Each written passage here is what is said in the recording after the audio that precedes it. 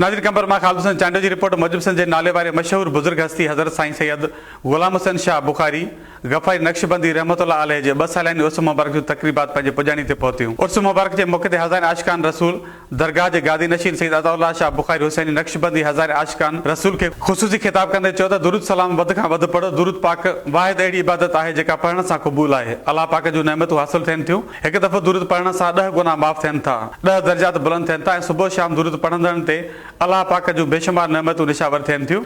मोहब्बत रही में ज़िंदगी गुज़ारींदड़ वॾा ख़ुश नसीब आहिनि। उन मौक़े ते साहिबज़ादा सैयद नसरुल्लाह शाह बुखारी हुसैनी ऐं साहिबज़ादा सनाउल्लाह शाह बुखारी हुसैनी पिणु ख़िताब कंदे चयो त ज़िंदगी जी क़ीमती घड़ियुनि खे यादि इलाहीअ में गुज़ारियो। इस्म आज़म अल्लाह उथंदे वेहंदे घुमंदे फिरंदे दिलि सां ज़िक्र कंदा रहो। सालियाने उर्स जे मौक़े ते सिंध जे मशहूर मुफ़्ती सगोरन ऐं उलमा कराम सिंधी, उर्दू, सिराइकी, पंजाबी, बिरावी, बलोची ॿियनि ज़ुबानुनि में सिंध जे कामिल वली बुज़ुर्ग हज़रत पीर सैयद गुलाम हुसैन शाह बुखारी गफ़ारी नक्शबंदी रहमतुल्लाह अलैह जे इल्म दीन आम करण जी कोशिशनि जो ज़िक्र ख़ैर कयो।